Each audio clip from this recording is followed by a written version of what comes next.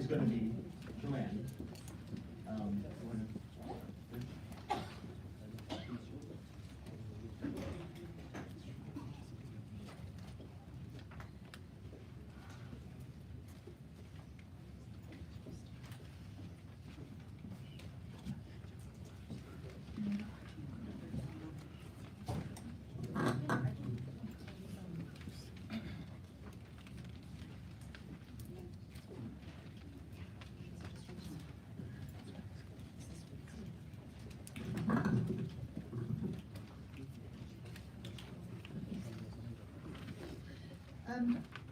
Hi, so I'm Joanne Smith-Finley from Newcastle University. I'm going to be sharing with you my experience of my trip to Xinjiang this year in July. I spent 2 weeks in Urumqi and 1 week in Kashgar. So I'm going to be talking about what I observed and saw there. Now, I'm an ethnographer, so I'm used to going into Xinjiang and gathering and getting really, really long, in-depth interviews with very rich data and very thick descriptions and so on. That's been extremely difficult to get now. This year when I was there, it was a very different situation to what we've experienced in the past. So I'm going to be talking about what's changed and looking at the impacts on Uyghur communities of the fear of the camps. So rather than talking about the camps themselves, I'm going to be looking at the impacts of the existence of the camps and the threat of being taken to a camp on the people who are not yet in the camps. So this is based on my 3-week field trip this year, and I have to say I came back from Xinjiang myself absolutely traumatized, and I didn't realize it at first, but I came back from Xinjiang and I spent about 4 or 5 weeks almost comatose and not being able to do anything, and I didn't recognize why this was happening at first, and eventually I realized that I had been traumatized by what I had seen. And I was just an outside observer, so that gives you some idea of what it must be like to be actually living there and trapped there and not able to leave, as I was able to leave. So the level of fear and the level of trauma that I observed in individuals was something I've never seen in 27 years of researching Uyghurs and 23 years of going to the region. The mosques were completely deserted, except for the ubiquitous PRC flag, which was everywhere. The boundaries of the mosques were cloaked in razor wire. The restaurants were stripped of halal signage. And the locals, most importantly, the locals completely avoided any expression of religious piety. And this was a complete sea change from what I had seen, for example, in 2002 and 2004 during my field trips, when the whole region had been going through a very powerful Islamic revival. Now, within that Islamic revival, of course, there were big debates in between Uyghur individuals about who subscribed to that revival and what the revival meant, and not everybody embraced it, of course. It was a very complex thing that was going on. But the comparison between that, and the thousands of people who were pouring in and out of the mosques then, and what I observed this summer was really, really stark. And most importantly, this year was the first year that I went to Xinjiang, and none of my many contacts built up over a decade, 2 decades and a half, would meet me. Only 2 people would meet me, and the 2 people who met me would only meet me for 20 minutes each, and they would only meet me in the dark, and they would only walk around the back streets with me, okay? Because they were so afraid of being continuously observed sitting somewhere in the same location in the company of a foreigner. Because this is something that could get them taken straight to a camp. So the signs of this fear were already there during my previous trip. This was in September 2016. Chen Guo, the new party secretary, had just transferred in from Tibet. And I had some very striking interactions with a lady, a Uyghur lady, a very old friend of mine, who I'll just call A here. We met in a public restaurant, then we moved to her home. The whole time we were together, for the first few hours on that first meeting, she would repeatedly declare how great Chinese state policies were. And she would talk about the refurbishment of Kashgar and how great that was. And she would talk about the securitization policies in Urumqi, and she would enthuse about the security gates as we walked through the security gates outside her workplace. And I was baffled by this. I've known this lady for 2 decades at the time. I thought, well, this doesn't accord with her political views as expressed to me on previous occasions. What's going on? The next time I met her, her husband drove us all out of Urumqi. We spent 2 hours trying to get through a roadblock on the outskirts of Urumqi. We eventually got out, we went to the mountains, walked up a deserted mountain track, parked the car, left the car, because the car was dangerous too. The car might have GPS, satellite, listening device in it. Took me up a mountain track, very far from the audio-visual surveillance network, and then she said, I have so much in my heart that I want to tell you, but I can't say any of it. Well, I can say it, but no one must hear. And if the government's policies are so fine, as I was telling you the other day, why am I so afraid of speaking? Why am I so afraid of speaking the truth? And she went on to say, these policies are put together without consulting us, they are imposed upon us without consulting us, and none of these policies are produced for our benefit. Okay. But she would only say this in the mountains. So this year, a Uyghur friend said to me, one of the 2 people I met was able to meet, no one talks about the camps. And so no one hears anything about the camps. It's almost like the 3 monkeys, the see no evil, hear no evil, speak no evil. So there's very little known actually on the ground. We know more about the camps than people on the ground know about the camps. People on the ground are too scared to talk about the camps, essentially. In an interview with a hand taxi driver, this driver said to me, the detained are just in the camps to have their thinking changed. Don't worry, they will come out again. They will be fine. But I was hearing different stories from snatched conversations with Uyghur strangers who I met in different places. So a Uyghur female professional told me in Kashgar, next to nobody is coming out of these camps. The only people who are coming out are the people who fell ill. All right. Now this was amplified later by a businessman who I spoke to at great length in Urumqi. Again, 1 meeting only, and then we parted forever, as it were. And he told me he had several friends in the camps. They had been put there simply because they earned too much money.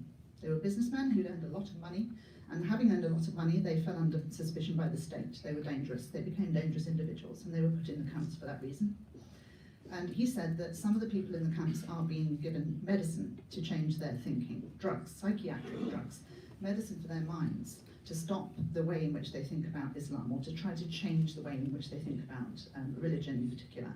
And this accords with what the testimony that Miki Gu gave yesterday about being force-fed different medications. Another teacher in Kashgar said to me, we used to chat a lot, we Uyghurs, and this really stayed with me. We used to chat a lot, but now we don't talk anymore. We are so afraid of saying the wrong thing. So absolutely massive terror, really, of speaking and being heard in Xinjiang.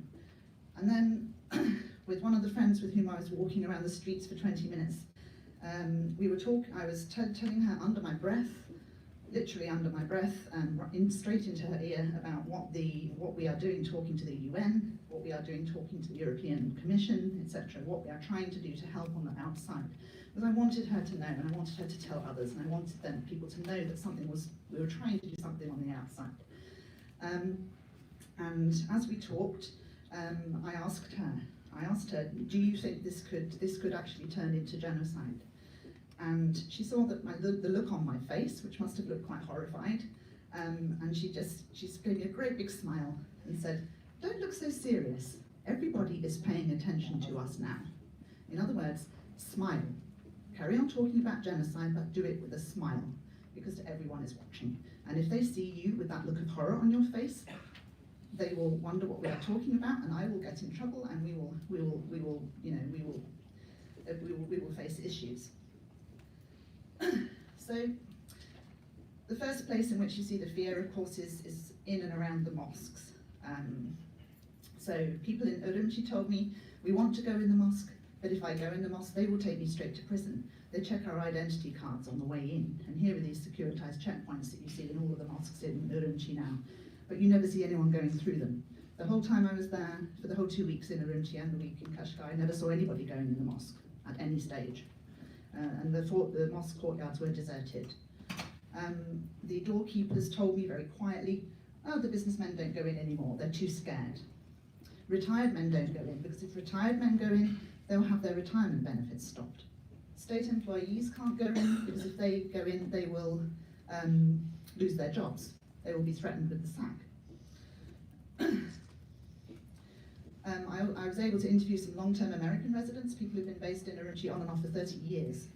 Some of my scholarly friends might know who they are. Anyway, fear is, you probably do, fear is maintained, they said, by constantly moving the goalposts or making policy pronouncements so vague and so broad that people don't readily understand which activities are prohibited and which are not.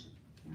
So to be safe in this environment, people end up self-censoring and self-censoring to very, very serious extremes.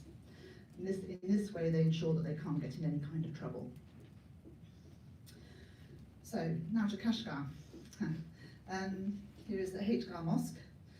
I was looking at a picture just now. Whose picture was I looking at with a picture of the Haitgar Mosque forecourt with thousands and thousands of men teeming across it? This is what it looked like in 2018, every day, at every time of the day. And this is the entrance of the Haitgar Mosque. You'll see just inside the entrance here, riot shields and riot police. And a ticket seller who is selling tickets to tourists, 45 yuan to admit people, to admit Han tourists and foreign tourists into the mosque. So the only people allowed in this very famous ancient mosque now are Han tourists and foreign tourists. Okay, so I was able to go in at least. That was good for research purposes anyway. And the original signs that you would normally see around the mosques, which would say, Ai Guo, Ai Jiao, right? Love the country, love religion, have been replaced by ones saying Ai Zang, Ai Guo, love the party, love the country. Definite shift in discourse.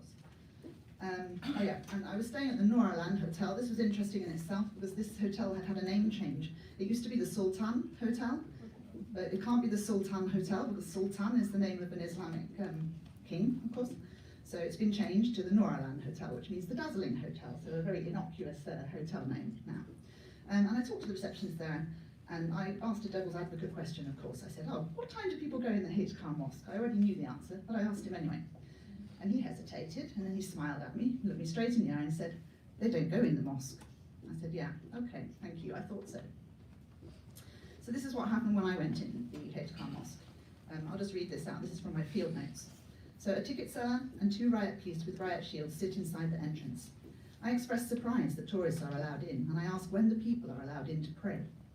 The police immediately become threatening, demanding to know what my business is. Inside, it's like a ghostly museum, an historical site. There's nobody praying.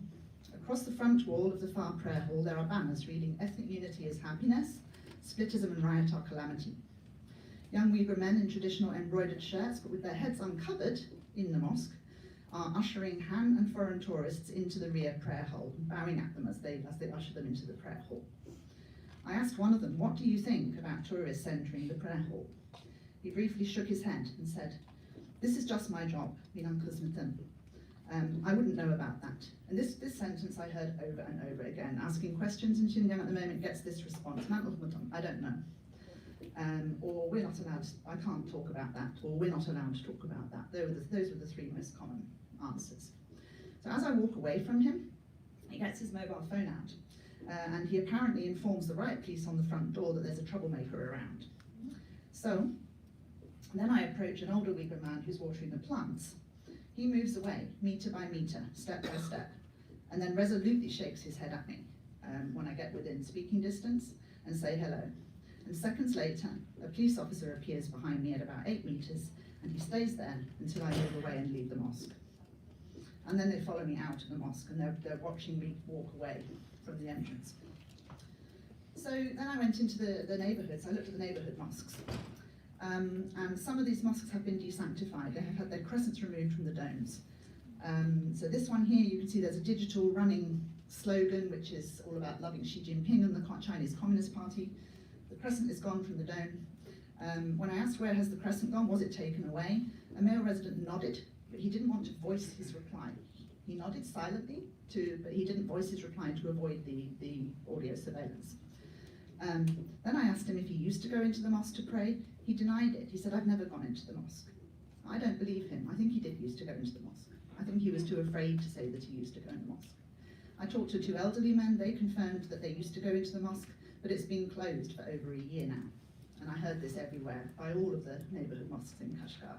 They've all been closed for just over a year, and this coincides exactly with when the regulations on de-extremification, religious de-extremification, came out in April, I think end of March or beginning of April 2017. I asked a female resident elsewhere, where has the crescent gone from this dome? And she said, I get they're taking it away. And then when I said, who took it away? She fell silent and she wouldn't say anymore. And then there was this amazing mosque conversion, the Dream of Kashgar, it's called, the mosque that's been turned into a cafe bar. And it has, you can see here, 2 Chinese tourists. One of them has actually taken her shoes off there, look, she's on the platform with the gilem, with the carpet, and she has actually had the respect to take her shoes off. The other one sat at the bar at the side.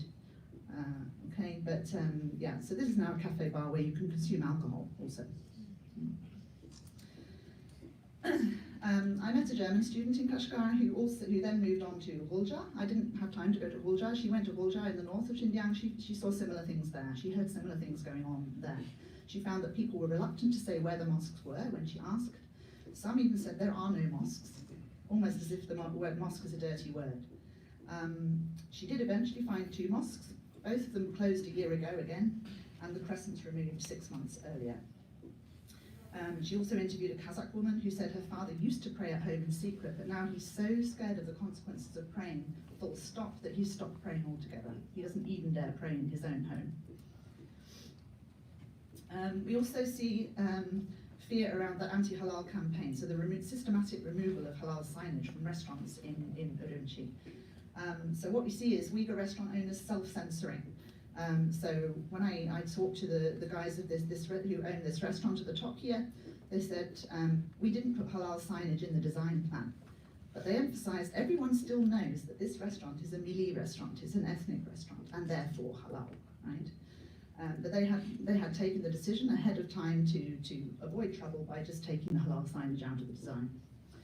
A Hui restaurateur told me, our halal sign will not be replaced when the shop gets its new facade. The whole of the Uyghur area in Urumqi is currently undergoing a gentrification project, a state-managed gentrification project, whereby they're ripping all the facades off and redoing all of the facades of the buildings. And in the process, all of the halal signage is vanishing, right? So she said, our halal sign will not be replaced, but even if it doesn't appear up there, it will still be in my heart. You know, they can't control my heart, right? Control what I think, or can they? And there's a fear of Uyghur tradition. People don't dare say Assalamu alaikum anymore, as Professor Groves already talked about. I managed to have a very long, very good interview with one woman who was working in an Urumqi store. Once we had removed ourselves away from the CCTV cameras into a quiet corner, and she spoke about how we don't have any festivals anymore. We have no festivals. We can't even say Assalamu alaikum. And this idea was backed up by some of the propaganda that you see all over Urumqi at the moment. So look at this. We have this poster here that says 正是传统节日, 传承中华美德, right? So respect traditional Han festivals, hand down beautiful Chinese virtues. Okay? Sorry, respect traditional festivals, hand down beautiful Chinese virtues. What's unsaid here is that we are talking about Han traditions. So now everyone's traditions are Han traditions. Okay, to be Chinese is to be Han, and that goes for everybody, not just for the Han. People are afraid of informers. Okay, so you go to Kashgar neighbourhood, the Kashgar Old Town neighbourhood, and you see these framed posters on the walls, cadre allocation to households, and they give the name of your community cadre who is watching over you, Big Brother-esque.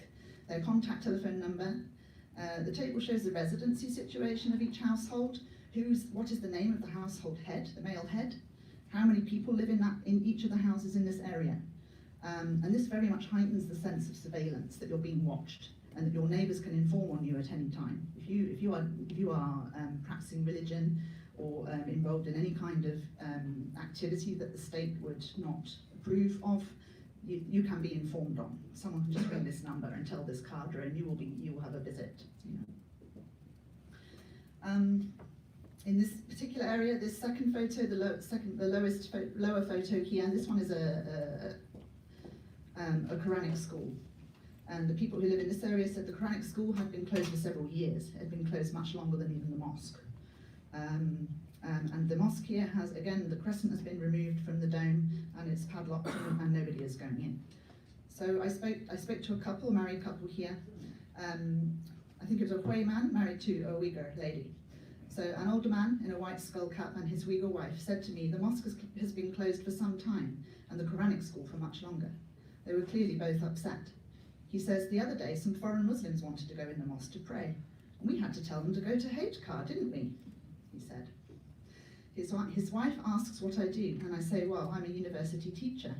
Then she says, so you know about the situation then, and promptly burst into tears. And she stood there with tears streaming down her face, you know, and I squeezed her arm, I tried to comfort her. I said, things will get better, nothing stays the same, things will get better. And she just looked back at me and she said, when will they get better? You know?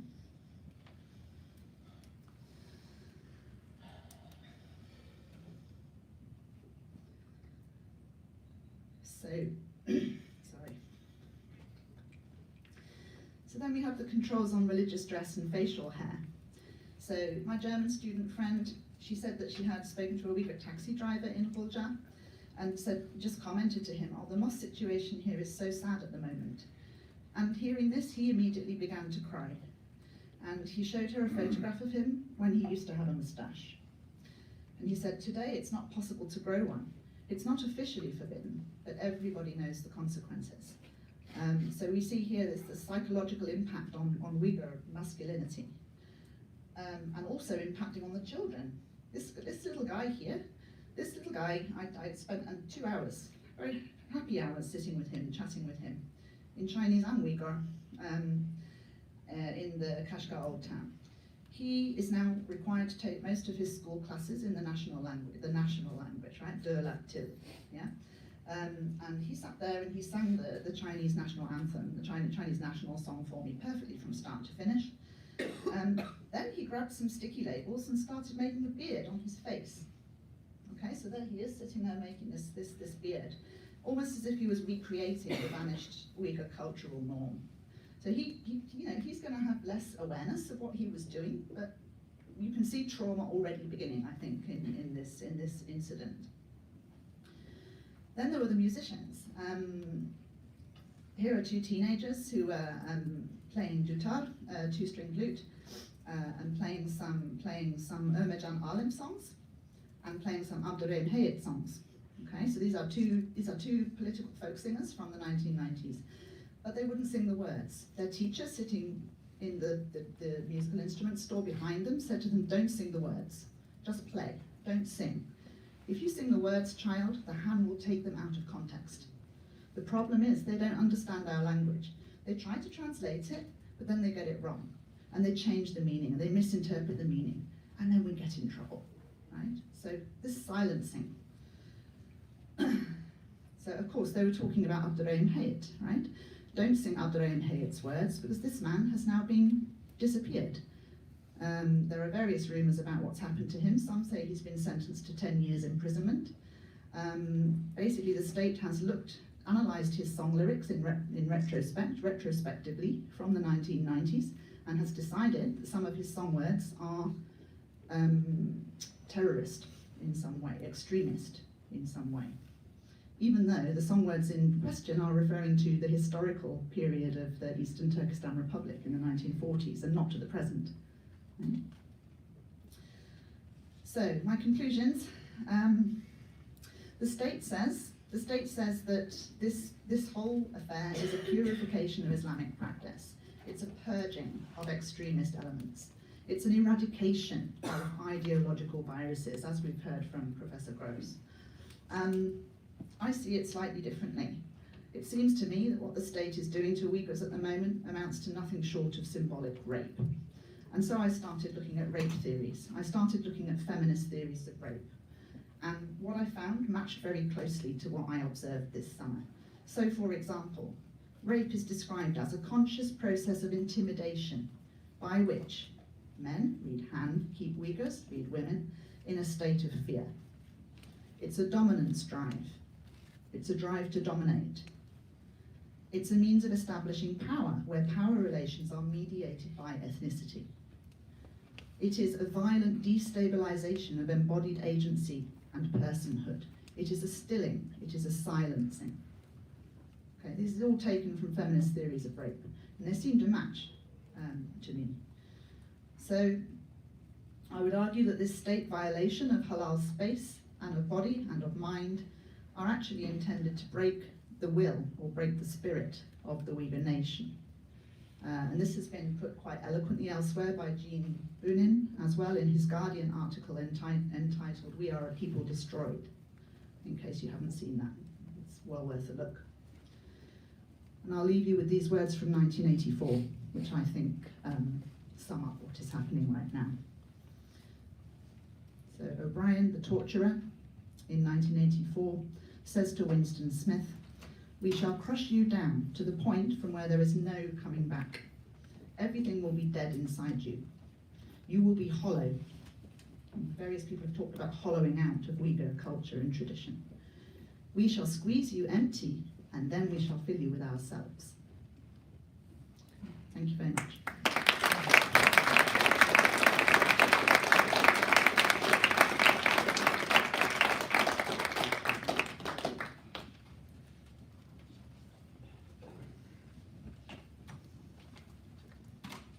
I'd like to invite Darren Byler to present his paper, please.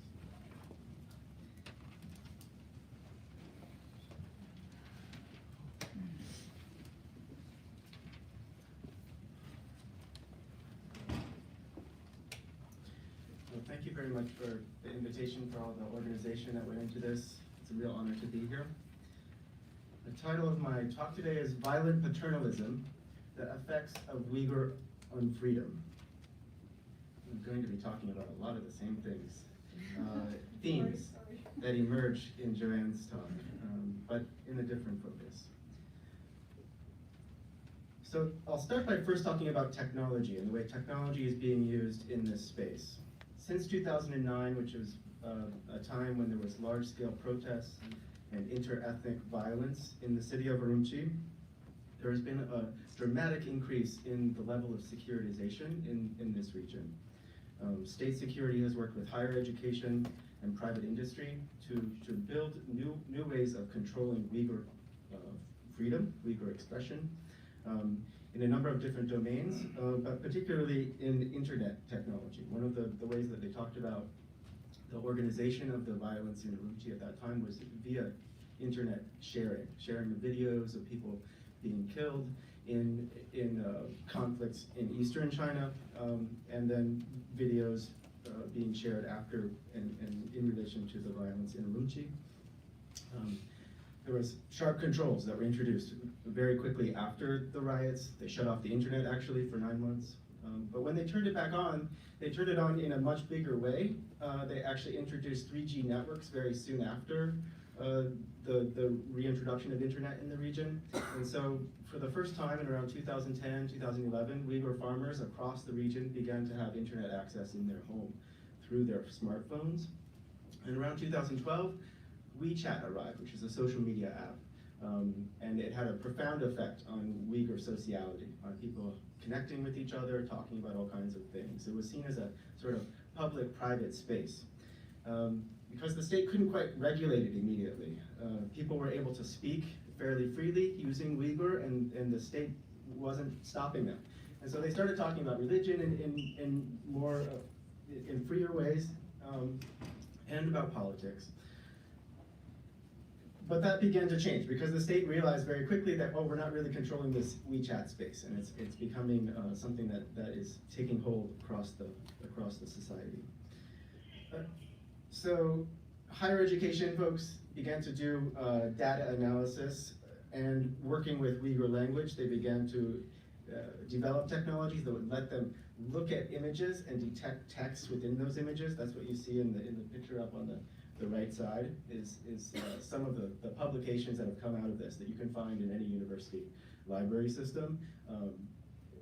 Things that are talking about Uyghur data analysis, Uyghur language data analysis, and then moving from that into AI, artificial intelligence, enabling systems that would allow them to aggregate and quickly determine what is being said in Uyghur space. So in 2009, there was only a handful of companies that were working on this. But by 2017, there's 1,400 companies in Xinjiang working on this. It's a major industry now, billions of dollars being invested. Tech startups like Mia Pico and others have begun selling equipment, commodifying equipment, which is the picture you see here, that allows for the detection of Uyghur language text and Islamic symbols in embedded images, but also does something more. It automates the transcription and translation of Uyghur voice messaging, which is in association with the biometric data collection that has been done across the region, allows them to detect what people are saying and who's saying it very quickly on online spaces. So in WeChat, they can now detect this. In voice messaging of any type, they can detect this, who's speaking. Along with this, there was a new category of crime that really emerged in this space, cybercrime, often referred to in Chinese as 913 crimes, which refers to a date in 2017 in, I think, Liaoning province in eastern China, when a gang is how it's talked about, WeChat criminals were detected, not Uyghurs, but it became synonymous with cybercrime and WeChat crime in general. So speaking about the goals of these tech firms and what they're trying to do, there's a really great piece that I found recently that was actually published in 2017 by a spokesperson for Leon Technology, which is a big firm based in Urumqi, and is responsible for a number of safe city projects in different parts of the province. And he said this, he said, anyone who has been to Kashgar will know that the atmosphere there was really thick and imposing. And he's talking about the period before they implemented the Safe City project, and the thickness and imposing part of it is, I think he's just saying it was really Uyghur. It was really hard for him to understand what was going on there, and he felt a sense of danger when he entered that space. So it's definitely, he's talking from a certain position as a Han person. But continuing on, he said, through the continuous advancement of the project, we have a network of 10,000 video access points in the surrounding rural area in Kashgar Prefecture, which will generate massive amounts of video. This many images will bind many people. So this is how I'm getting at this, the concept of unfreedom, and the actual concept that is driving a lot of this tech is binding people in place. It's a very new kind of way of doing policing, is creating boundaries for a certain group of people, while at the same time smoothing out the space for others. So now the atmosphere is no longer thick, no longer imposing. Han people can enter any space and feel safe, but Uyghurs are stopped and they're bound in place. Of course, it's not just technology. Technology is just one aspect. It's a supplement to the policing. The violent paternalism, which is how I refer to what's happening there, uses a mass number of people and qualitative data in addition to the tech quantitative materials. So in 2017, this is going back to what Tim was talking about, they began a project to assess the Uyghur population, determining who is safe, unsafe, and normal. These are the 10 categories that were used in some spaces. In others, there's variations on these, but these were the main ones. I'll just point out that number 5 and 6 are about religion, and 6 in particular is about possessing religious knowledge. That means that you have unauthorized religious knowledge, that you maybe used WeChat to download a tabligh, a teaching in the past, or you've passed messages about religion, maybe just an image about religion. And that was one of the primary ways that people were determined to be unsafe, was through this. Because of course in these assessments, maybe the first 3 categories are easy to assess. There are four of them. You know, the age of the person, the ethnicity, the employment status, and passport status. They could figure that out pretty quickly. But some of these others are more qualitative, and of course someone would not admit that, yes, I have unauthorized religious knowledge, or I pray regularly, because they know what the consequences are for admitting those things. So a lot of those assessments came through the technology, and also through interrogation in detention centers where you're asked to name other people. So Human Rights Watch and others have estimated that through this process, around 10% of the total population of Uyghurs were detained. Significant numbers of Kazakhs as well, probably around 10% of the Kazakh population.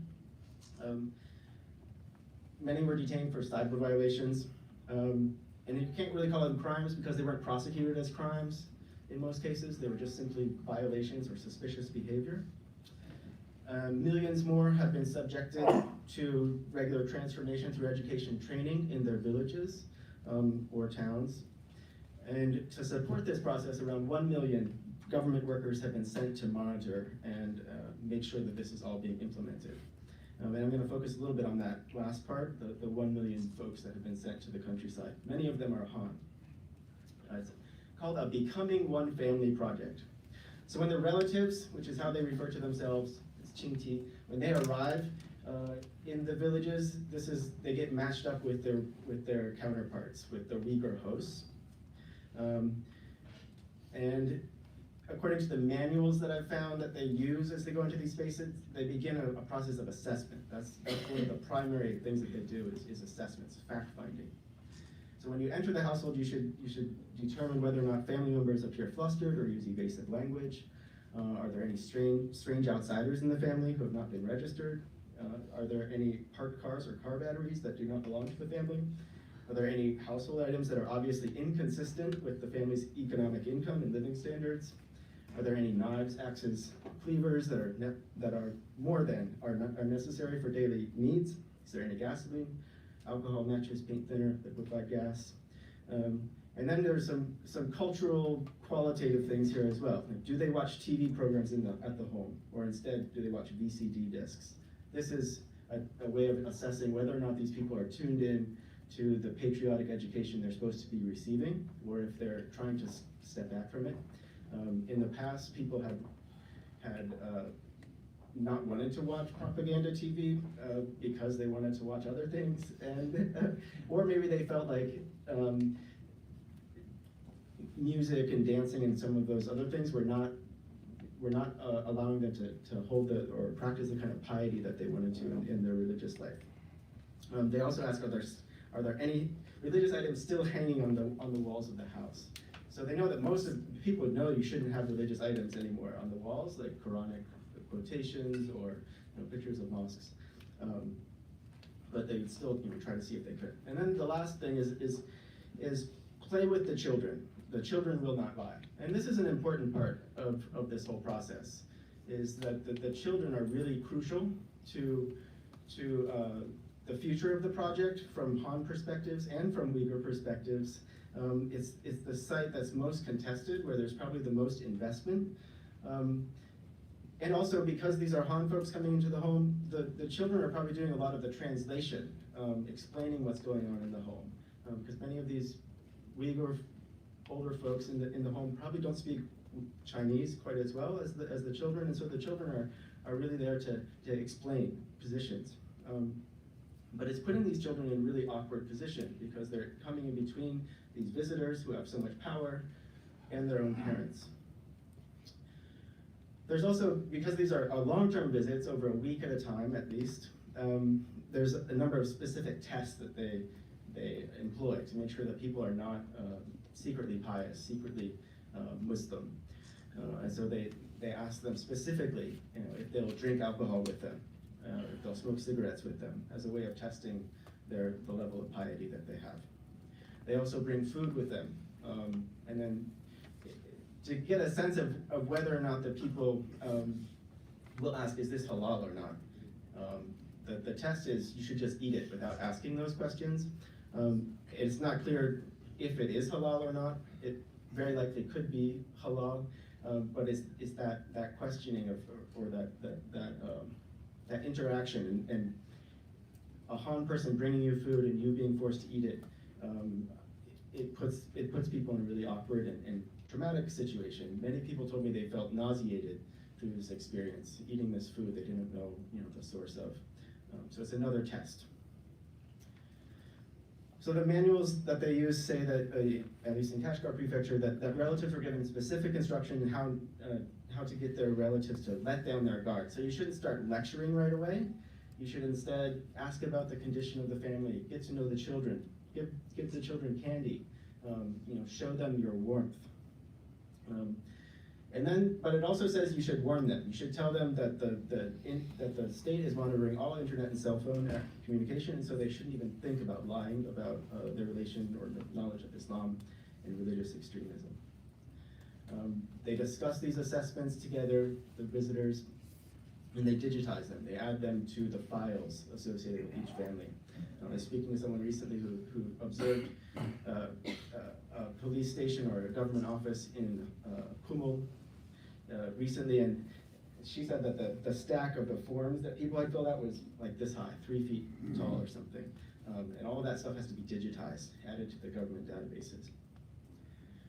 During the weeks that they spend in these villages, people are asked to pledge allegiance to the Chinese state, raise the flag, sing the national anthem. This is one of the political activities that they engage in. They also read through the latest party documents. Oftentimes, my sense is that the adults in these homes don't completely understand what's being relayed in these documents, because they're quite technical, full of jargon. But they're being tested in whether or not they act as though they understand them and are embracing them. They also have distance learning events where you would watch something on a screen, and one of the interesting things to note in this image in particular is that most of the people in the room are women. As many of these families are missing men already been taken to the camps. The visitors also go into the schools and make sure that Chinese language instruction is the medium of exchange, that the Uyghur children are learning Chinese. They also have harmony dances or meshreps, where you engage in dancing. Some of them are in relation to Chinese pop music, others to Uyghur pop music. It's a way of making sure that the people are not pious. Also, there's intergender dancing, interethnic dancing that's meant to take place in these spaces. The Han civilians that are doing this work talk about it as a way of really getting to know their Uyghur brothers and sisters, and they really feel as though they're developing a sense of warmth and care. Talk about each other in terms of family relations. This woman said she felt like she was this older man's daughter. Oh, this picture got kind of messed up for some reason. They give gifts. That's what this image is of rice and oil. It's another way of kind of showing care. And they also give kind of gifts that will demonstrate kind of civilizing goals. In one case in particular, they talked about how they wanted to teach the Uyghurs that they were visiting how to use beds, how to use tables, things like that, because they thought that Uyghurs were so backward, which is how many Han people in this province talk about Uyghurs, that they didn't know how to use these things. So they bought them tables and showed them how to use them. They also bring gifts for the children, of course, and many of them are framed around national identity or Chinese identity rather than Uyghur identity. And of course, there's many images of them sharing beds, sharing the same space, being intimate. So I'll talk about some of the effects of this. The first major effect you get from this process, both the tech and these family visits, is a real assault on family as a social institution in Uyghur society. So this is what this a young man I'll call Alim told me. He said, now they are taking our families and our faith. We have nothing left. Alim's older brother had been sent to a camp because he had visited Turkey sometime before, and he said that his sister-in-law, who is still left in the home, still acts a little defiant when the state workers come to her home. So I worry that they will decide she needs to be re-educated too. If that happens, her children will become wards of the state. Continuing, he said, they want to take our children away from us. My nephew is 8 years old, and he's already affected by this. He's quiet all the time now. So maybe the children don't know everything that's happening, but they're being affected very directly by this process.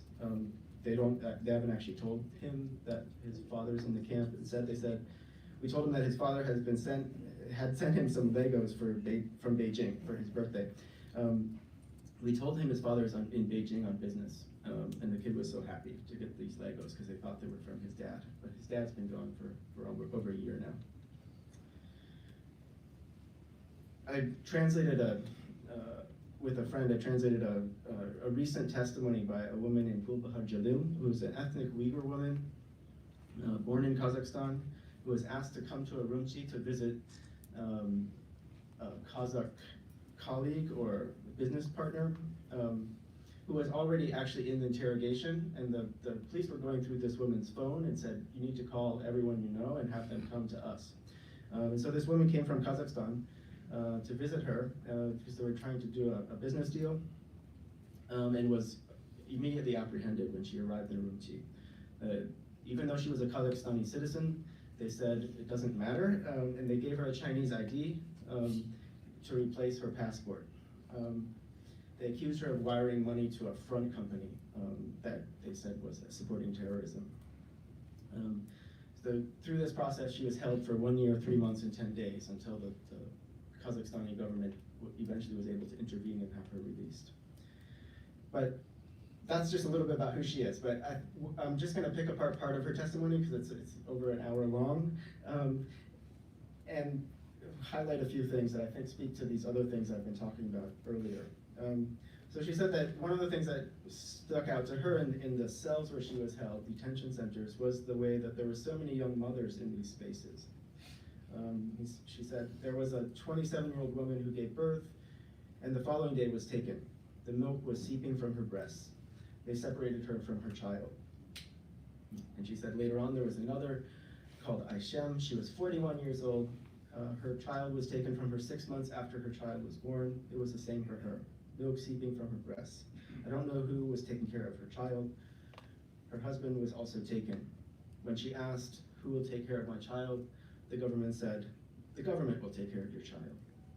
And this is the sort of thing that's happening on a quite large scale, actually, is parents being taken to these camps, the children becoming wards of the state.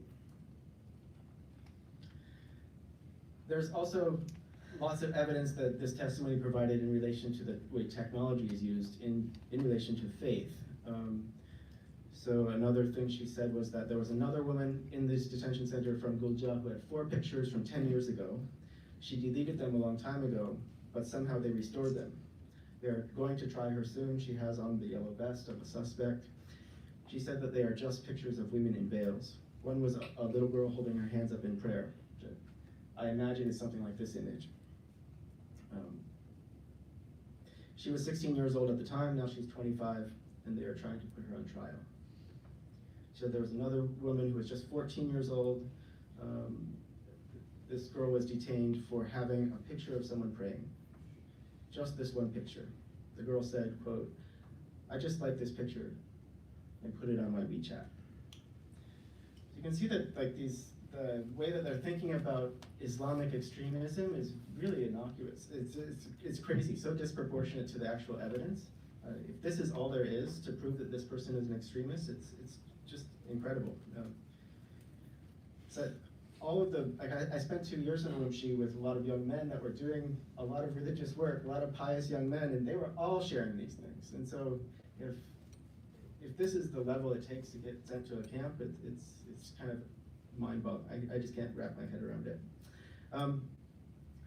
Another thing that they do is they go through people's phones that have been detained, and so this man, Muhammad Salah Hajim, was one of the first translators of the Quran from Arabic to Uyghur, and he was detained early on in the last 2 years and died in prison. He was around 82 or 84 years old, an elderly man, very highly respected in the Uyghur community. But Gulbahar said, there was a woman named Sajida. She was 25 years old, unmarried. When at night I secretly asked her, she said, Muhammad Salah Hajim had my number in his phone. She lost her mind. She suddenly started talking. The guards beat her, locked her in solitary confinement. She did not talk to anyone.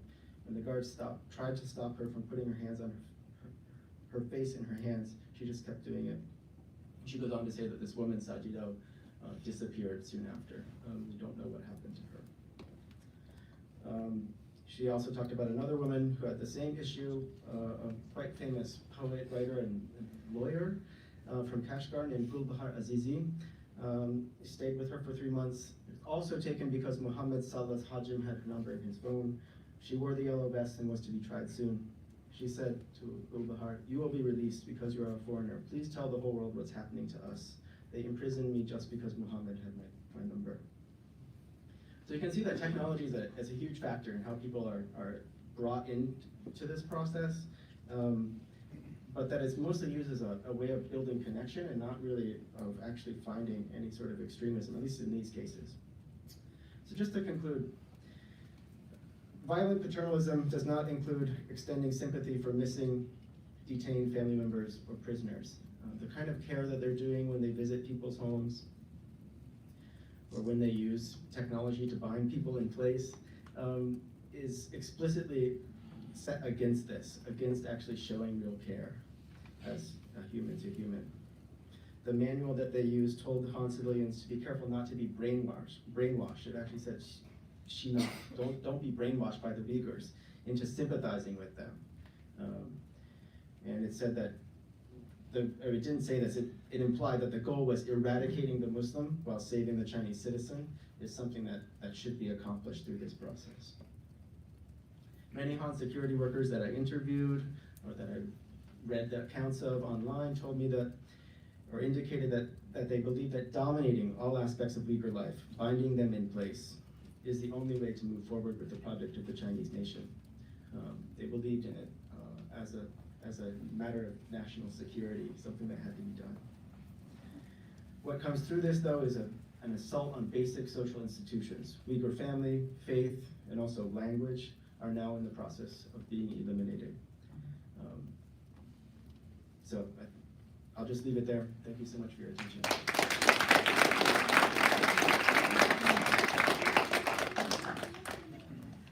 Thank you so much, Darren, and also Joanne. Some powerful presentations, and I'm sure that this will continue, unfortunately, in this panel in terms of more insights like this.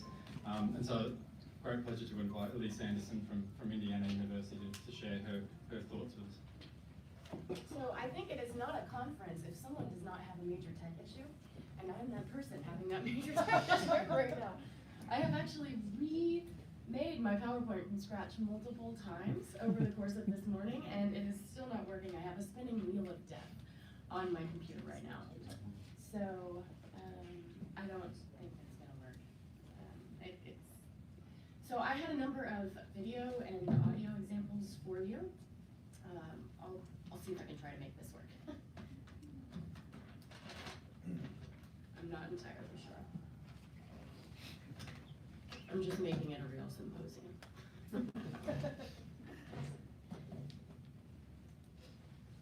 So as I try to set this up, I'll see if I can multitask a little bit here. You see that the spinning wheel of death is going right there, so I'm not entirely sure what to do.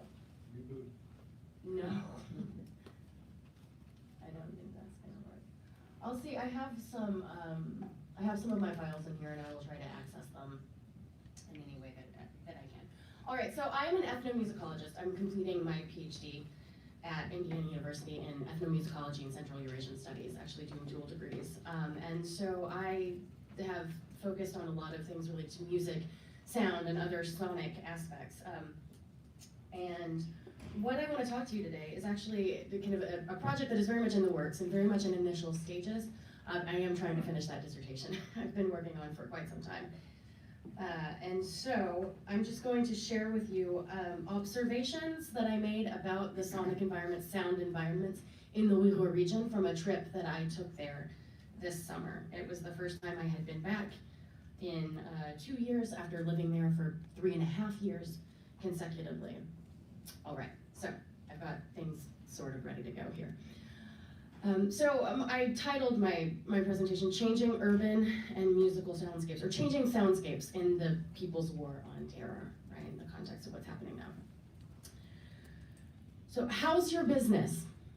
I asked. Not good. There are no people, the shop owner replied. Adem yok. Right? There are no people. Everyone is gone. This simple statement, Adem yok, meaning there are no people or that everyone is gone, was something I heard time and time again talking with multiple people during my 2-week trip to the Uyghur region in June of 2018. Adem Yop has, in some of the news reporting, excellent news reporting we've been seeing out of the region, has also become a little bit of a catchphrase, I think, for people who are paying close attention. But I think it's quite evocative, right, and something I want us to keep in mind. And also for me, right, as someone who listens a lot as an ethnomusicologist, it makes my mind go as well to something I think that we've been exploring maybe a little bit less in how we're talking about this situation that is unfolding, which is the way that this absence of people in public spaces and the absence of people, or the absence of customers and so forth, has changed some of the sonic environments and thus the very textures of life that I think really defined what it meant to exist and be in sort of Uyghur communities in places like Urumqi and Kashgar and so forth. So in this paper, I'm drawing on these and other observations I made, drawing from listening that I did in summer 2018. And I'm also going to make reference in some cases to earlier sort of observations I have made or interviews I've conducted from my extensive time living and conducting ethnographic and archival research in the Uyghur region. So I'm really trying right now to still formulate, right, the argument that's going to come with this paper, but the broader goal here is to depict some of the ways in which the state's ongoing project to re-engineer Uyghur society by assimilating them into this broader national or Han civilization. It's changing so many of the ways that Uyghur life sounds. And so what I'm going to talk with you about today are the growing silence of urban soundscapes, as well as a sort of increased production, consumption, forced consumption in some cases, of pro-China propagandistic music. I'll make a little bit of reference as well to the language environment, although for the sake of time, I'm going to cut a little bit of the material I plan to share with you. So listening and attending to these various kinds of sound, as well as to absences of sound or silence, I hold can give us further insight into the large-scale effects of this social re-engineering project. I won't say much about theory, but for those who might criticize me if I were not to, where I'm thinking of going with this is sound studies, right? So a field of cultural humanistic study that's really seen an explosion of scholarship in the past decade. So I'm hoping to connect this to broader theory, broader work on urban soundscapes, the politics of sound production. We know from excellent scholarship that sound can be a form of violence, sound can be a form of torture, I think. It behooves us to think about the ways that silence is a vacuum, right, that can be filled with something else. And I'm going to talk a little bit about what that something else is. So several prominent video accounts that have been produced and uploaded to the internet by travelers to the Uyghur region over the past year and a half or so have depicted empty streets in formerly bustling neighborhoods in cities like Urumqi and Kashgar.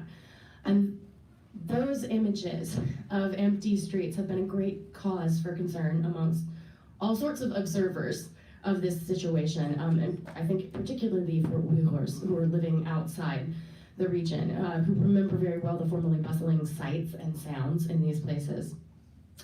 And so one of the most common refrains I've heard is just in talking with Uyghurs outside of the region is despondence over those empty streets. When I came back to the United States after my travels this summer, a lot of people asked me, is it true? Is it like the videos? Are the streets emptier? Is it true that there are no people? And in some ways, yes. I was there in June of 2018, and so people were a little bit more than in some of the videos that I don't think I can show you right now. Let's see if this comes up. This is one of the most alarming. It was, to a lot of people, it was uploaded by a Russian blogger.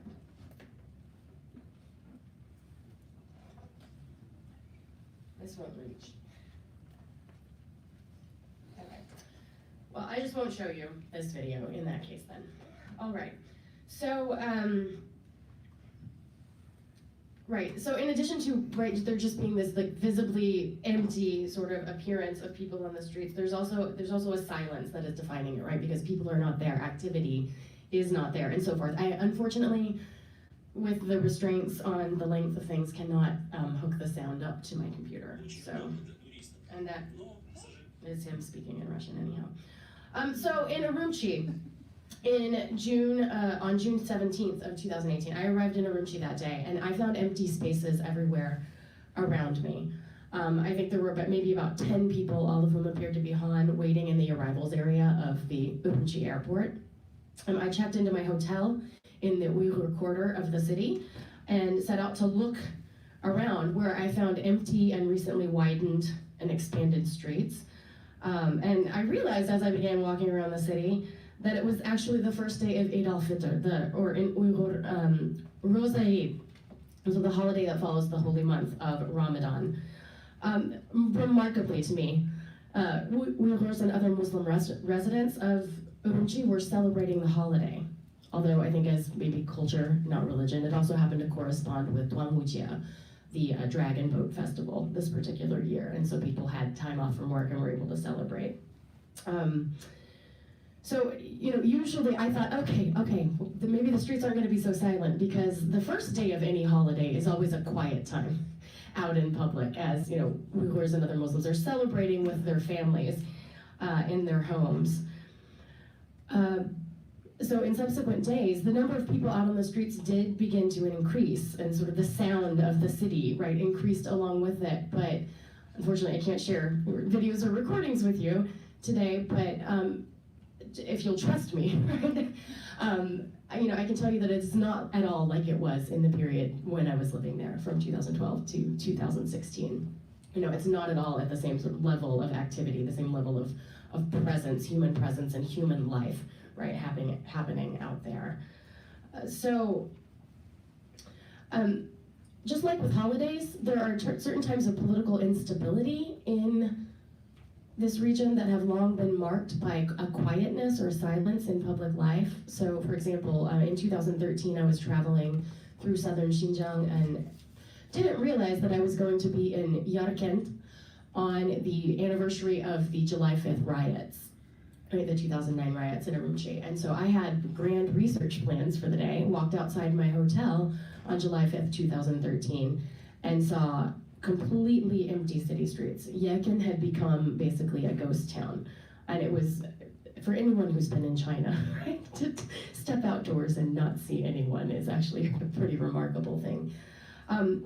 So imagine, right, if that kind of situation, suddenly no one out on the streets, quiet, right, enveloping you, becomes something of the status quo, becomes something of the norm. Right, just again, as I've been saying, so much of the very texture of life, right, is changing along with this. And urban and city soundscapes, I was finding, were being further impacted by work on the landscape, on the urban built environment. So Joe already mentioned, right, this gentrification project that was happening in Urumqi. I saw it as well, was able to talk to people as well. But one of the things that was really interesting in these really quiet city streets was that there was only the sound of construction in some cases.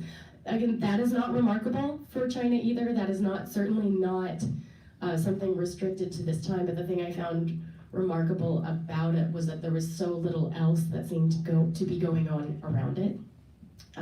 Also, I was able to talk to a security guard at my former apartment, actually, which was being refaced, having a new facade put on for this gentrification project. And he told me that one of the next steps of this project is actually going to be moving people around the city and providing incentives to move people around the city so that there is a greater ethnic balance, right? And I think we all know what that means.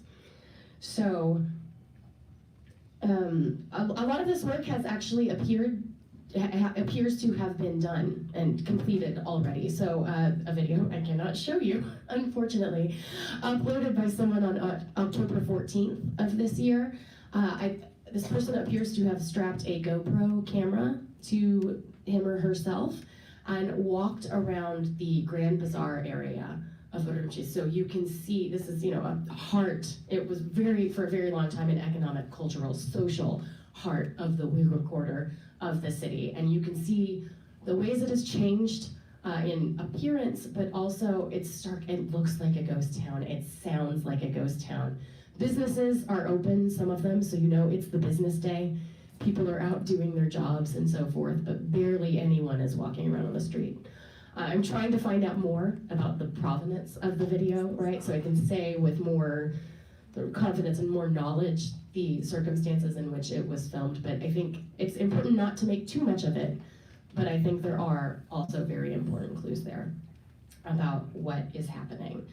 And so as I've already said, right, this silence that really feels like it's growing in urban spaces, that we could think of that productively as a vacuum that can be filled with something else. And over at various points over the past year and a half, authorities have begun filling soundscapes with things like the frequent screams of police sirens. I know a number of other people in this room who went to the region this summer heard those. They were not having the sirens going when I was there, I think because it was the heart of tourist season, maybe, and they were a little more careful about that, but a number of people have heard those things.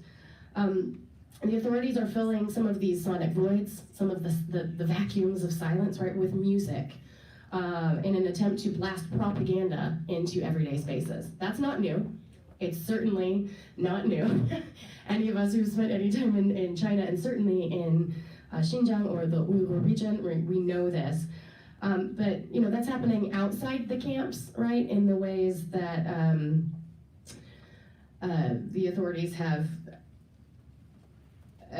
for example, so in 2017, the Chinese People's Manifesto, or 中国人民的宣言, that became a song that was just broadcast, from what I've heard from reliable sources, over and over and over, out of every shop, pretty much nonstop on loop, every single day.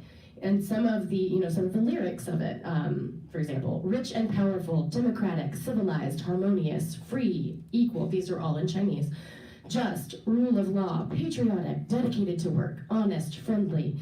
This is the epic of Eastern civilization. This is the manifesto of the Chinese person's soul. This is the first class we learn in school. From the time we are small, this is emphasizing those children, right, again. From the time we are small, we will remember this system of values.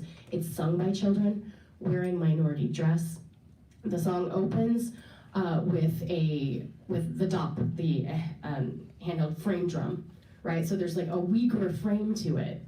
But then the second you get to the melody, right, everything is in Chinese, everything is lacking these aesthetic sensibilities that are most central to Uyghur music and that would make someone say, aha, that's Uyghur music. Inside the camps, a number of credible reports are suggesting that the same kind of propaganda through music, right, and propaganda through the arts is one essential part of the re-education to which Uyghur and Kazakh detainees are being subjected. So a number of reports, right, have in common that detainees are required to sing red or political or propagandistic songs every morning and throughout other parts of their days as well. They also sing the national anthem. They recite the 13th century Confucian three-character classic, right? Think about that very, like the recitation, right? The very vocal, embodied practice of producing sound that represents. And in a rather remarkable October 2018 interview, Shahbaz Zakir, right, the chairman of the Xinjiang Uyghur Autonomous Region, says that, many trainees have said they were previously affected by extremist thought and had never participated in such kind of arts and sports activities, these arts activities. Now they realize how colorful life can be, right? So they're hearing those constant Chinese sounds. I think we also need to recall here, right, it behooves us to recall that the insides of these camp classrooms include microphones, along with cameras to record every sound. It's not just watching every sound, it's every movement, every behavior, it's listening to everything so that people know they are being listened to and the sounds they make are being policed. So I'm gonna go ahead and try wrapping things up. I had some more examples I wanted to share with you. There are famous Uyghur musicians who are coming out with explicitly pro Xi Jinping. Here's a song for Xi Jinping, or Chinese language music, 美丽新疆, beautiful Xinjiang, and so forth. These songs, like what I just described to you a little bit, right? They have frames that seem Uyghur, but then they're Chinese language lyrics, or even if they do have Uyghur language lyrics, they have melodies that lack these aesthetic sensibilities, burak, the scent or the flavor that makes Uyghur music.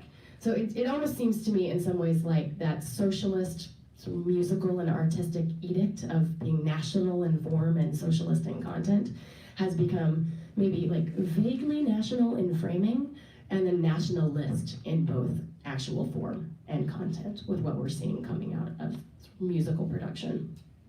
So, if I may, I had this little video. This is a video that I shot, just really brief, in the Sunday market in Kashgar. And it shows how there are these little pockets of things that kind of that can remind you, right, of what life used to be like. Right, so this cello back here is blasting music to try to attract people to his.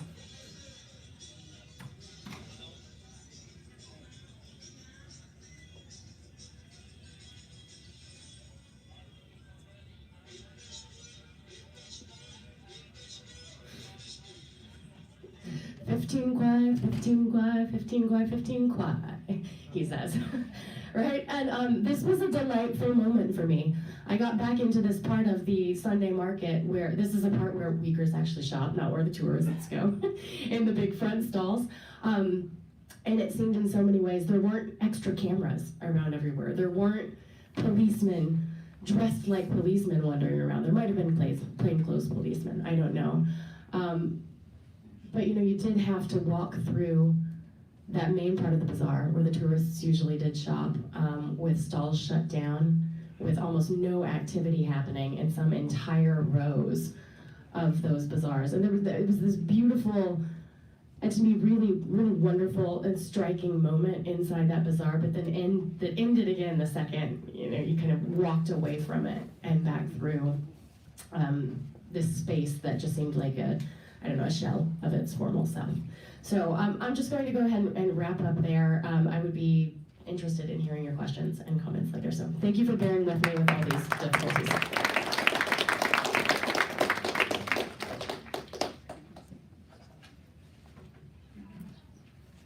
Thank you so much. At least that was, again, sort of another layer of insight on some common themes across all the speakers so far.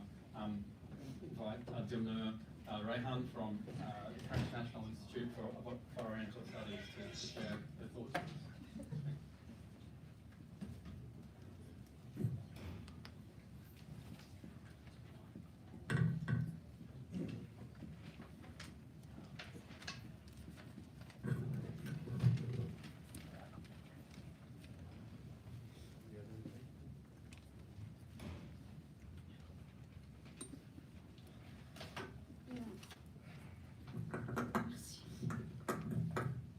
My presentation is a little bit different from previous.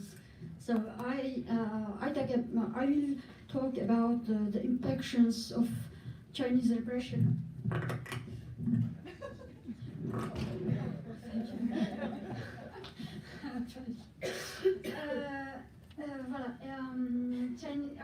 Impactions of Chinese repression, especially since the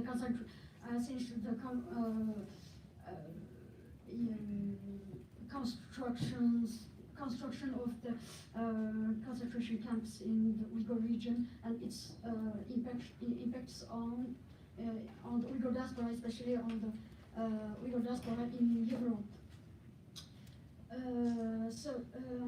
Since China has brutally worsened its policy in the Uyghur region since the end of 2016, there have been major changes in the reaction of members of the Uyghur diaspora around the world.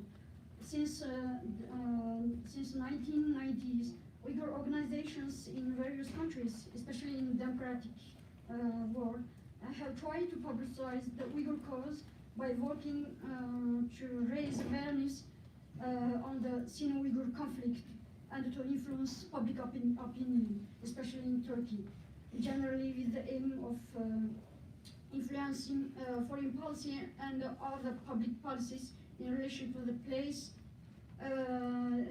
of conflict, which is the Uyghur region. But the vast majority of the members of the diaspora prefer to remain silent in hope of being able to travel between the host country and China.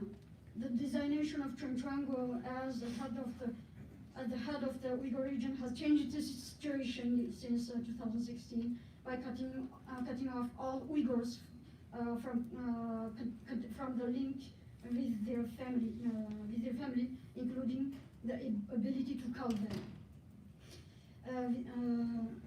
Chinese policy of placing all Turkic-speaking peoples, especially Uyghurs, as potential danger and their identity to be eliminated, has forced many non-active members of the diaspora to come out and join the diasporic movement.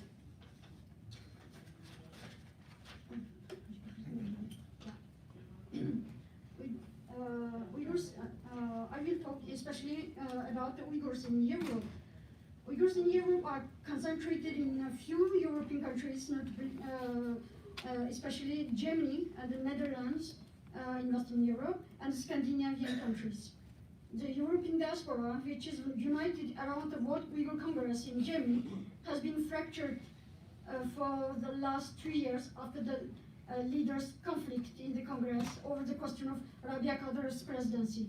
And the division is striking according to the country. Thus, the people disappointed from the Congress who are more outside of Europe, namely in the United States and Turkey, have failed to make a united front against the World Uyghur Congress. Thus, we have witnessed actions carried out separately by these fractions, supported by different conflicting organizational bodies, and that their support to varying degrees according to the periods.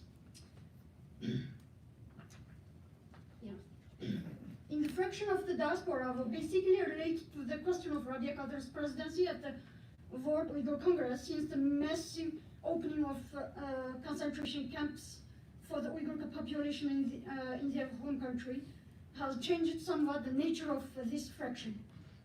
Since then, the unhappy people from the World Uyghur Congress have found a new slogan that is struggle for independence for East Turkestan against autonomy or the right to self-determination defended by the World Uyghur Congress.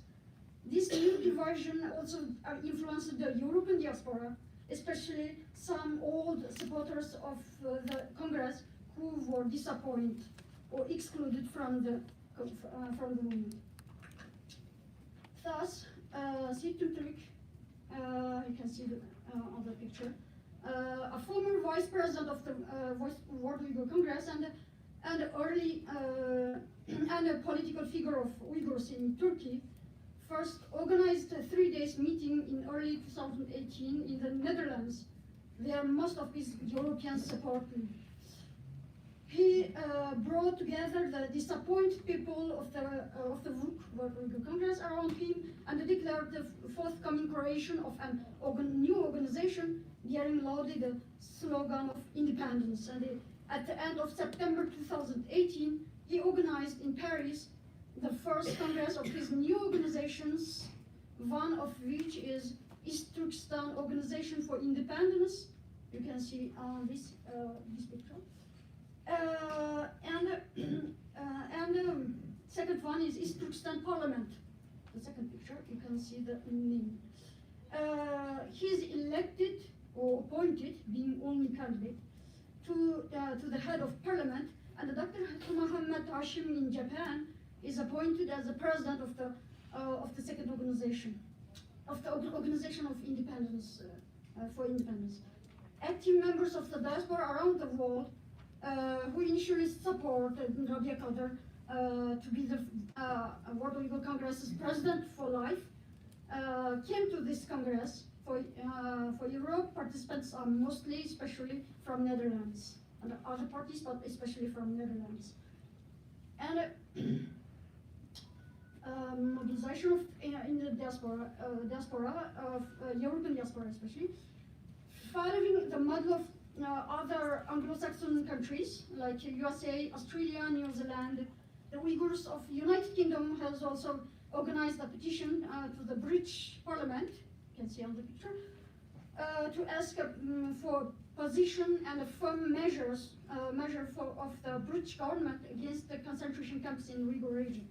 Before the summer 2018, a group of Uyghur delegates with some academics working on the situation curve, working on the issues of camps were received by the British Parliament to make the situation heard. While in other countries, Uyghur associations sent a group of delegates to meet state officials before the official before their official trip to China. Thus, we have seen the Norwegian king and the Dutch king address the Uyghur issue during their meeting with the head of Chinese state.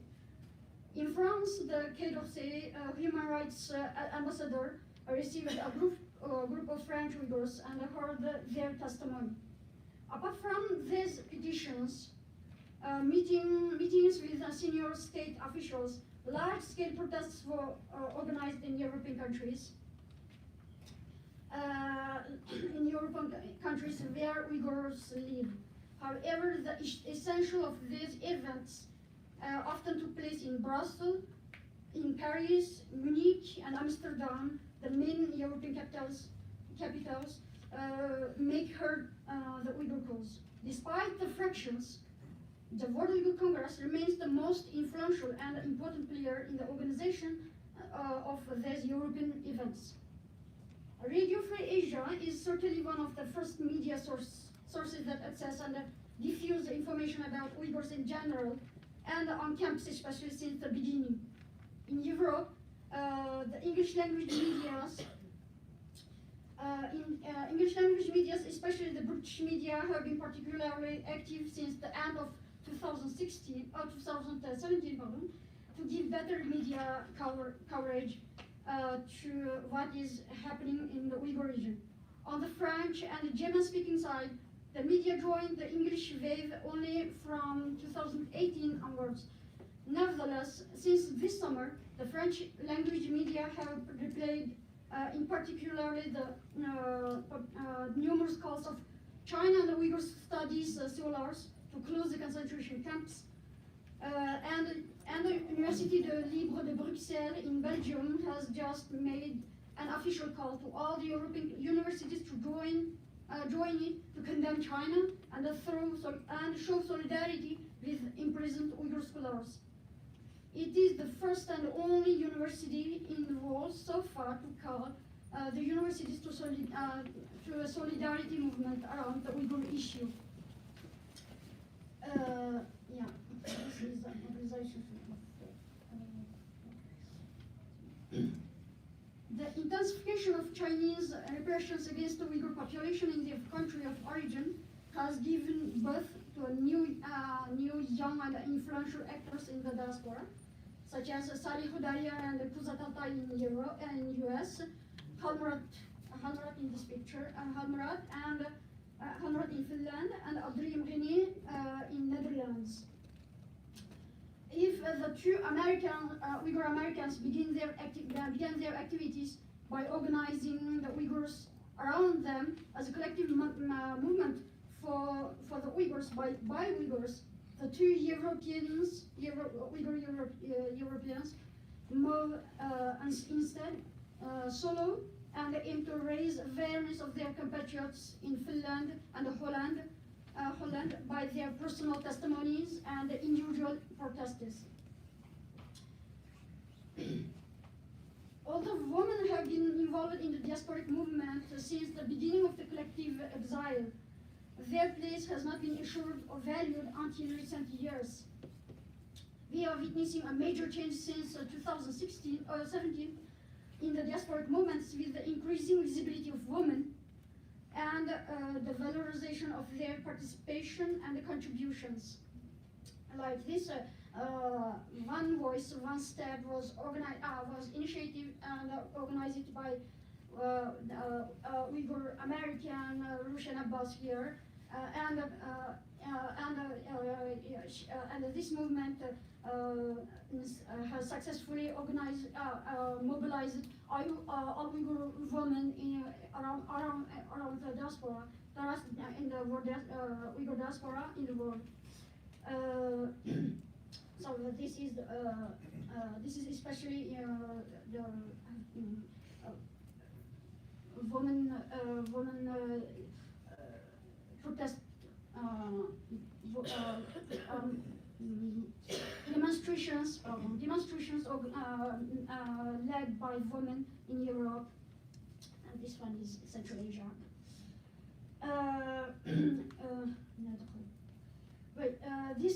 This sudden visibility of Uyghur women in diaspora movements, whether in demonstrations organized by women or their incessant testimonies, which are much more numerous than those of men, has pushed Uyghur men to publicly admit on social networks the unavoidable and indispensable place of women in the diasporic struggle. Voilà. Uyghur web TVs in the Netherlands have given voice and a place for the first time to actresses of European Uyghur movements. Conclusion. The political diversion for an ideological question weakened very strongly the force of diasporic movement, and also these diversions tired the active members of the movements, pushing away the non-active members from the organizations. And also the insistence of media and the researchers on Muslim etiquette to talk about Uyghurs and other Turkic peoples in the region only helps to reinforce Chinese position and facilitate to justify its repression by giving it legitimacy of public opinion, especially in European context, where the Islamophobia is more visible. Finally, women must be urged to take a high responsibility in the movement and to make their contributions more visible. Thank you.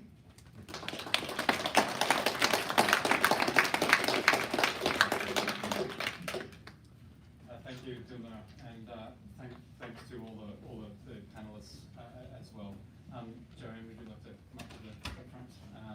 And just before we open for Q&A, we've gone a little bit over time according to the schedule. I don't think we need to do that given some of the depth of the issues and the detail covered by our panelists here. So in the interest of time, we're probably going to have to cut off questions by 1:15. So we've got about 15 minutes now for some Q&A, and of course we can continue the discussion over the lunch break as well. So please raise your hand and we'll get a microphone to you. So any questions for this one back, and then Munson? Thank you, Max. George Washington University Sustainability Department. This question is for Darren. Of the 1,400 companies that are working to control cell phones, technology, and the like, are there technologies that we're seeing developed from the bottom up or deployed to the region that can get around these? I mean, I don't know the parlance for all of this. I don't know how to really say it because I'm not so into this kind of tech stuff, but there must be ways to crack it or to disassociate yourself from your cell phone, kind of turn off a SIM card. I don't really know how it works, but have you seen any of this, and have you talked to industry leaders about the potential for these kind of hacks to the security measures? Thanks. So just before Mike collected another, so Mike, and then we'll take the answers. My question is for Joanna.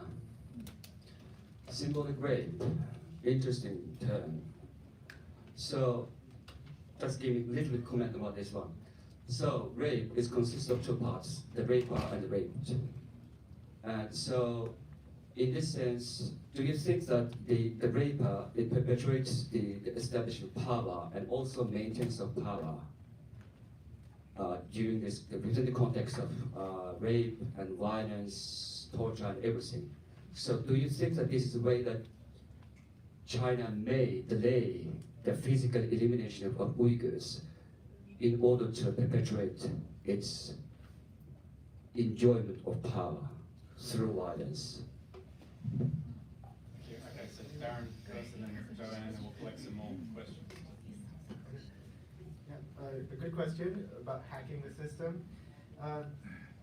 There's a few ways that you can hack it, but they're pretty easily corrected, I think. So from the perspective of the state, but a lot of people have started using dumb phones rather than smartphones because then it's much more difficult to actually track what you're doing on that kind of a phone. But there's an issue that comes up with that is because you're going through a lot of checkpoints where your cell phone is demanded of you, and having a dumb phone is also seen as suspicious, because why do you have this phone? Like, you should have a smartphone, everyone can have a smartphone, so especially if you're from a certain economic category, maybe a younger person, not having a smartphone is seen as suspicious. And another thing that the state has done to correct for hacking is they've asked Uyghurs to install nanny apps on their phones called Jingwa Leisure. It's a clean NetGuard app that tracks all communication through the phone. And it identifies with your state-issued ID and sends the data that's going through your phone to an external database. So I think it's actually quite difficult to push back against that system. I've also heard reports of people that have tried to destroy their SIM cards or destroy their phones, being detained, being sent to camps. And so I think a lot of people are just now using their phones as a political tool, actually, to show how patriotic they are. To talk about, how wonderful Xi Jinping is, take pictures of their kids, kissing images of Xi Jinping. That's a viral video that went around recently. So WeChat has now become a way of showing patriotism and demonstrating your loyalty to the state and a way of protecting yourself and your family from being sent to the camps. But I've also talked to engineers at Tencent and other tech companies in the eastern part of the country, and some of them that are aware of what's being used in Xinjiang are, feeling a lot of ambivalence about it, and sometimes antipathy, like wanting to change the system and maybe contribute to hacking it. But I haven't seen that actually emerge in any sort of organized or formal way yet. Thank you.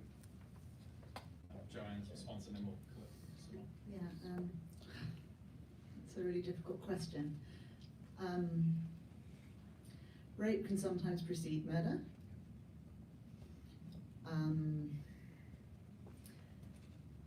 In colonial situations, we've often seen murder. I'm thinking of the Native American Indians now. The Aboriginal example in Australia as well. I think that, in many theories of actual rape, a lot of the focus is on power and exertion of power, and about dominance and domination. And I think it's not necessarily about eradication and elimination, but it could lead to it. Has it led to it yet? Not on a large scale, but it's very, very worrying where we are now.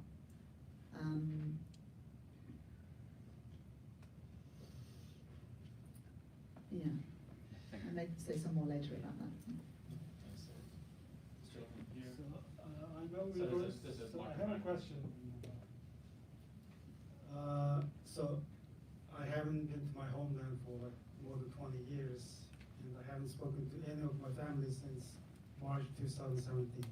But there are rumors among Uyghur communities on the internet that a lot of Uyghur families, they're afraid to turn on the TVs because they think the modems, the cable modems, they have devices installed that monitor the conversations and what they're doing at home. Does anybody know anything about it? Is this just a rumor, or does it actually prove people who've been to the region?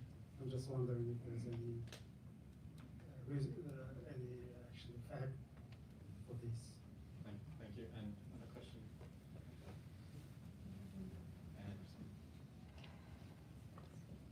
This concerns sort of pop culture. I think there's this Chinese public, there's this unawareness about what's going on in Xinjiang, and then they're like, when you tell them what's going on, they're sort of in utter disbelief, because I think the way they see Xinjiang is, you know, they see Xinjiang through the lenses of this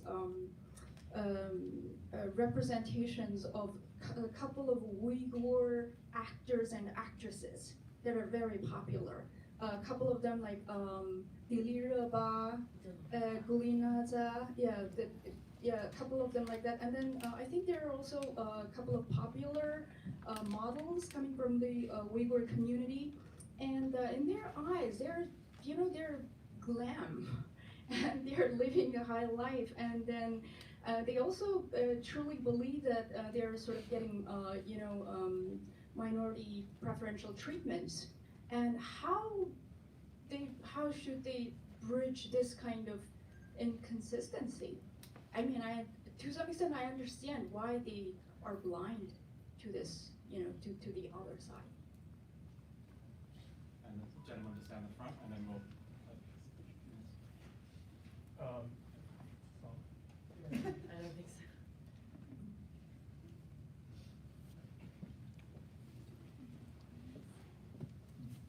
Hello, my name's Han. I'm a reporter, Radio for Asia.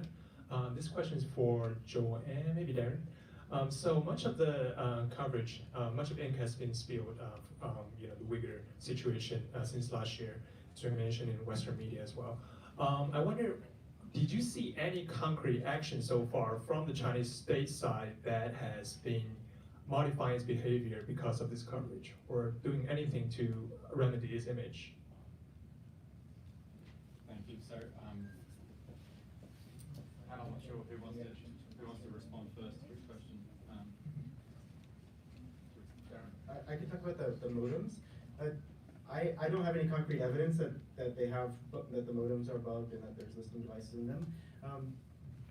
But one of the things that is happening in this region is that because there's this kind of totalitarian, very strong authoritarian control in the space, people have no choice in terms of what they have in their homes. To some extent, I mean, not having a TV in your home is not an option, actually. If you don't have one, you're seen as suspicious. Not turning on your TV is suspicious, at least in rural areas. So it's there. And that the conditions of possibility are there. So people can believe almost anything is true. Conspiracy theories have a lot of legs. Because there's no independent media, there's no way to verify what's happening. And so the fear is real, and the beliefs are real, and have real effects. But whether or not there is actual bugs in the machines, we can't know for sure. All right. Pop culture. Yeah. So I guess I'm the pop culture person. I study Muqam. Sorry. No, I mean there is a consistent inconsistency. You started out by talking about this utter disbelief that people often have, right, about what's happening, and I've certainly encountered that in talking with people from China who are not Uyghur, right? I've had people say, well, of course this is happening because Uyghurs kill people, or other people, I've heard say, well, of course, right, so the terrorism, and I've heard other people say things like, well, this can't possibly be happening. It's probably a small group of people who are like anti-government or anti-Xi Jinping, right, who are doing this thing.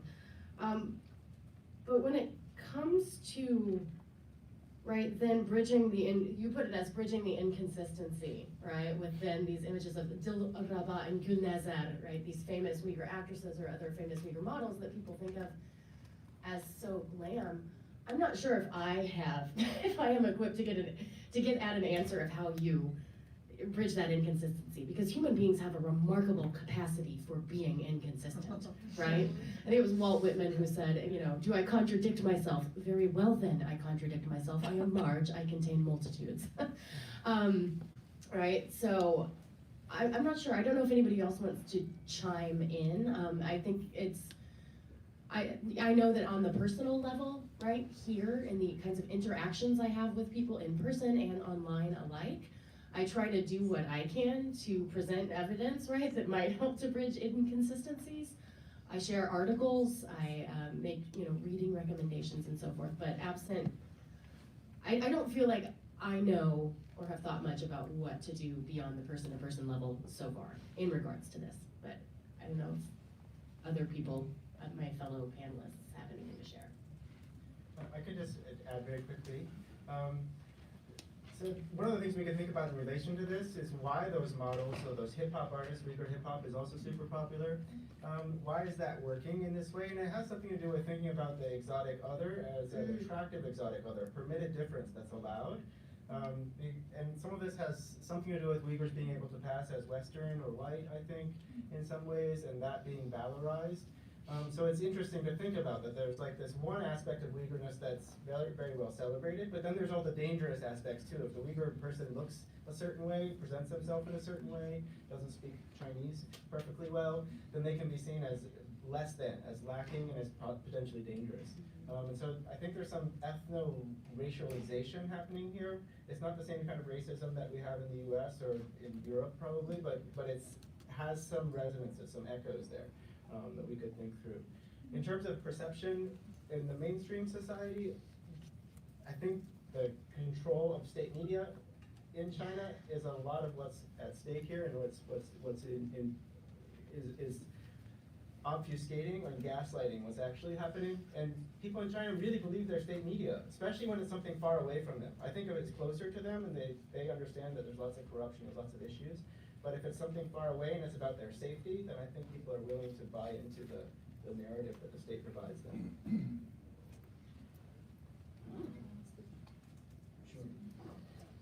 I think the main modification, state modification in response to, you mean what the media and what we are doing over the last 6 months?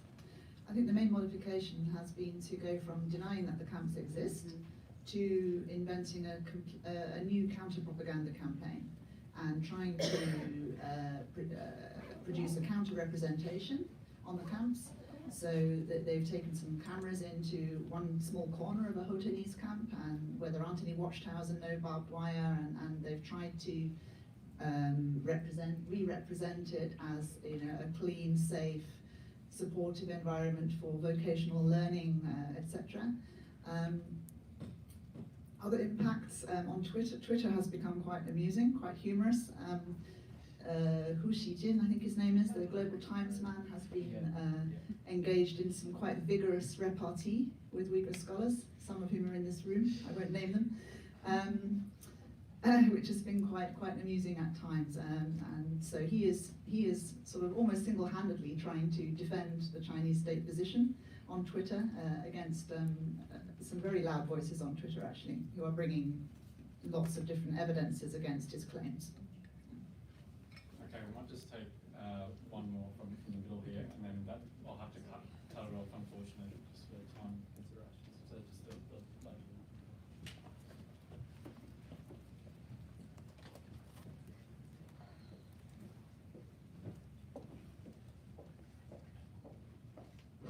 Okay, I want to ask two questions. One is birth control. One is the education of the 3 to 6 year old Uyghurs. So two very specific questions that comes to my attention. Oh, by the way, I'm Ya Shui Cao. I run the ChinaChange.org website in DC. We exchange emails. So we are, first of all, I have no particular expertise or even basic knowledge in Xinjiang, but recently my researcher and some tweets I follow, they tweeted a lot of these hiring ads on Twitter. So I went through, I'm working on posts. So these two things are very, very alarming to me. And they are, there's a website that hosts all the hiring ads in different provinces, and of course I was sifting through the ads for Xinjiang, and two things that, a lot of things stands out, but these two particular things. So a lot of the ads, you actually can click open their Excel sheets. It'll tell you which township, which village is hiring, how many, what. And so they're hiring large number. It's just the unbelievable, disproportionate proportion or large number of kindergarten teachers for particularly 3 to 6 year old. In some of the announcement, it will tell you this county, according to this policy document, we are hiring 3,000 kindergarten teachers for this county, and I go to Google, I Google how much is the population of this county in southern Xinjiang, and it's like 80,000 people to hiring 1,500 kindergarten kids, and these and also tracking the government document saying that 3 to 6 year old Uyghur kids must go to kindergarten.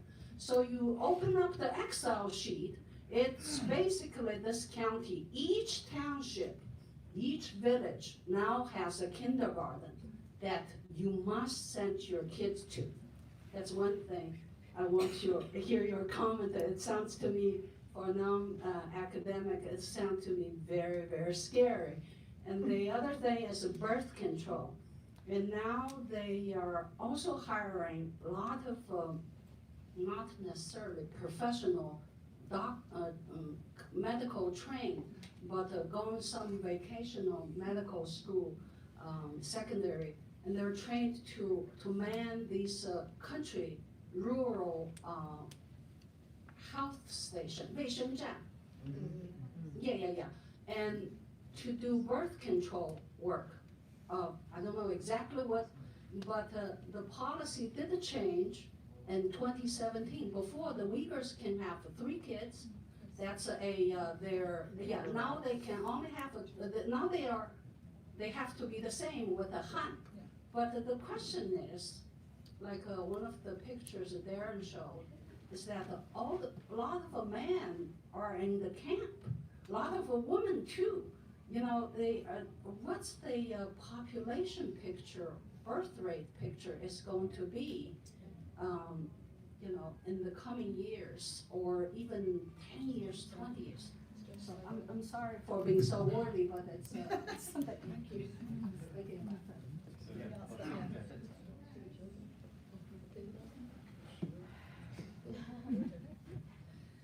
Just very, very brief comment on the kindergartens. I think this is essentially an attempt to nip Uyghur identity in the bud. Yeah. That's all I've got to say on that. Darren, did you have any other panelists have something to add to this one? Right, I mean, it's those kinds of drives, those kinds of mass hirings of teachers from elsewhere in China to come and teach in, you know, Mandarin medium schools. It's been going on for a long time, but this sounds like just an extreme, right, version of what has been happening with language policy and schooling policy for quite a long time now. We've seen lots of pictures of 2, 3, 4, 5-year-old kids performing, you know, dressing like Confucian garb, performing for cameras in these kindergartens. So I think this is the focus, is to get them started in Chinese language education immediately, as soon as they're able to talk.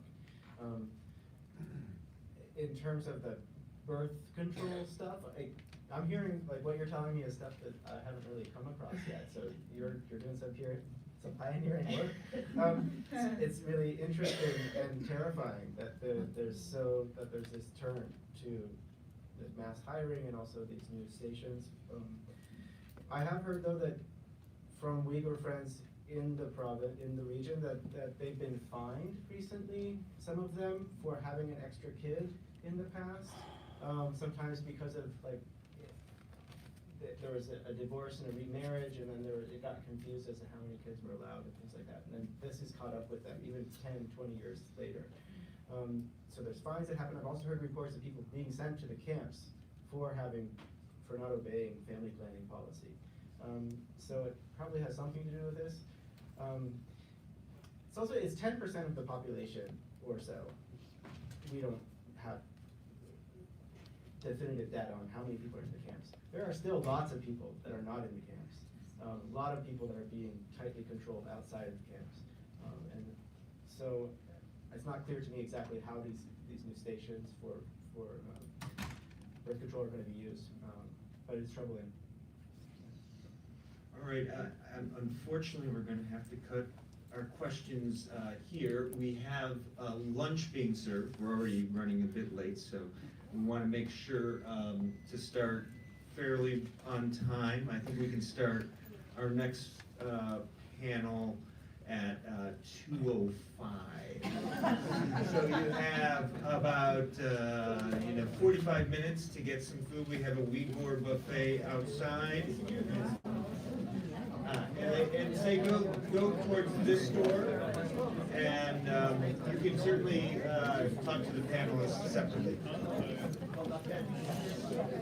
Go this way.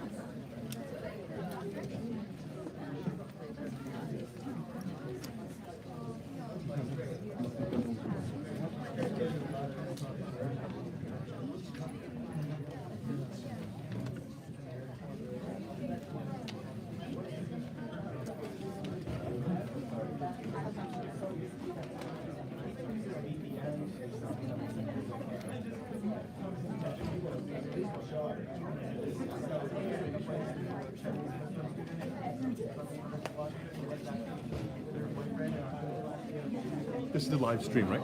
It is. Yeah.